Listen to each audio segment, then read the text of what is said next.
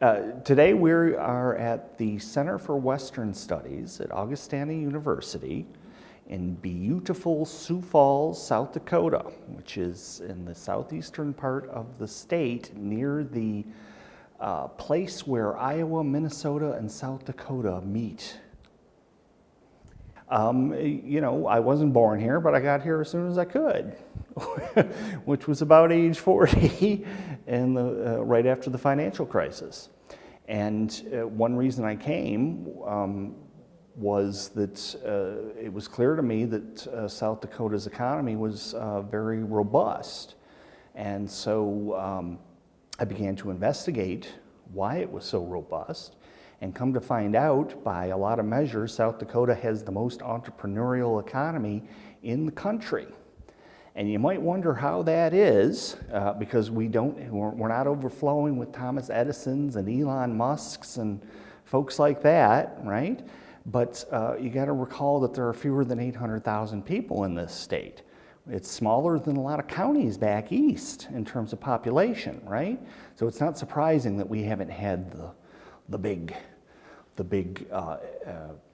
inventive or innovative entrepreneur.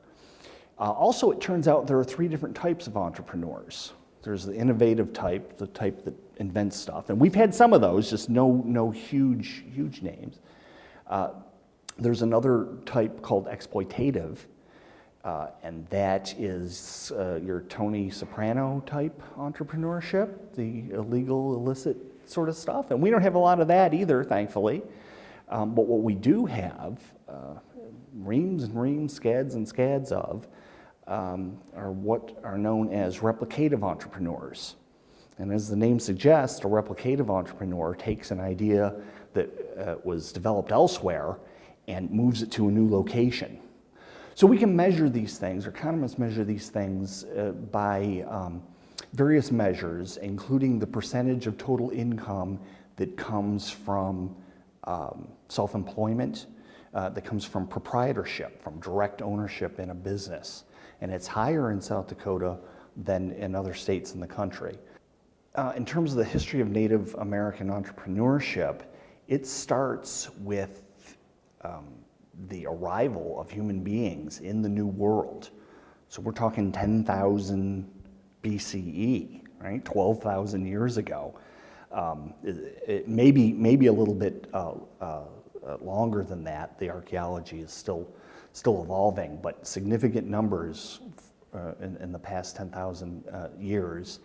And so there were people living in South Dakota before South Dakota was ever a thought, and they were extremely entrepreneurial. In terms of actual evidence of entrepreneurship, there's a site in present-day Mitchell, the Archaeodome, which is run by Augustana University, where they found huge numbers of bison bones and only a small presence of humans. So unless these guys were eating and gals were eating like 5 bison a day each, the numbers just don't add up. And then there are pieces of pottery that come from Cahokia, which is near present-day St. Louis.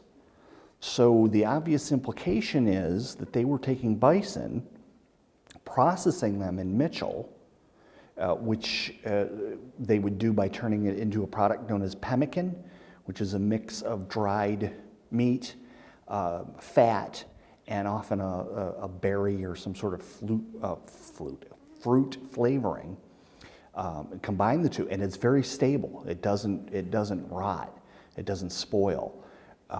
So you could package that up, put it into what are known as bull boats, little boats used from stretched bison skin, floated down the Missouri River to the confluence with the Mississippi and traded for pottery. The Indians were very entrepreneurial up to the point that they got put on reservations and began to be essentially controlled.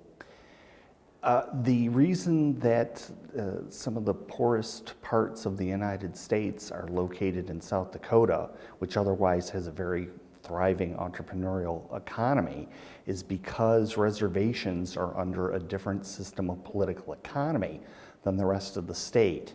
They are essentially socialist entities that are largely controlled from Washington, D.C., specifically the Department of the Interior's Bureau of Indian Affairs. They have socialized medicine. They have their own educational system, which is substandard, and different sets of rules and regulations that apply to them. They have a different system of property rights, which is much inferior to the system of property rights that are available in the rest of South Dakota and the non-reservation parts of the United States.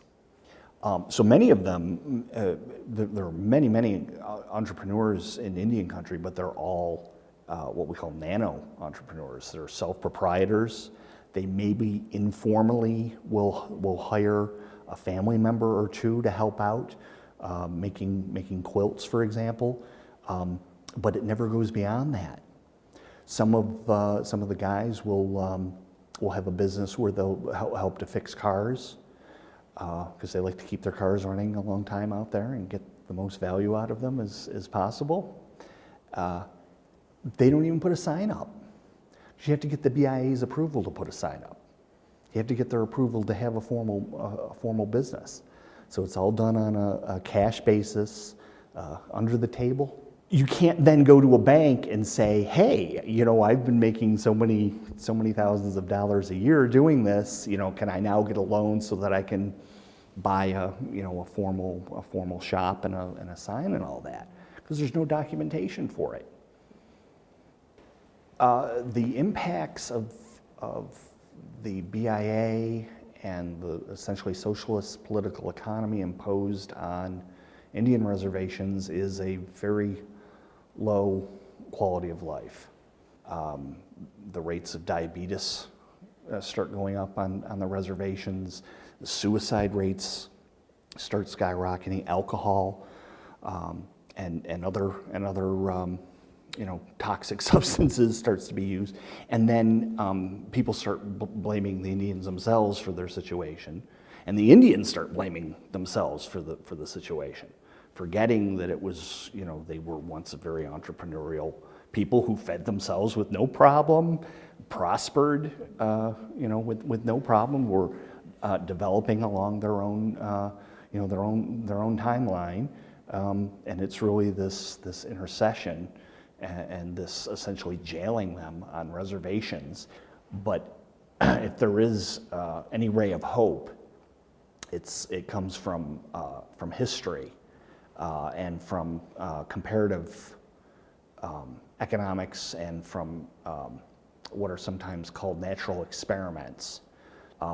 Korea used to be one country, and it was arbitrarily divided into two, North and South, and the North has a very repressive regime and has had one since its founding. And the South had a repressive regime at first, but it improved over the years, and within a generation, South Korea went from a place that we thought of as some place where people eat dogs and barely get by, till by the 1980s, it's a major competitor in many fields, right? That not only started to outcompete us in some areas, but even the Japanese. And that happened over a 30-year span. So it's possible, simply by changing the political economy of a place, that within a generation you can go from desolation to a place of increasing prosperity. But you have to change that political economy, which means draining the BIA.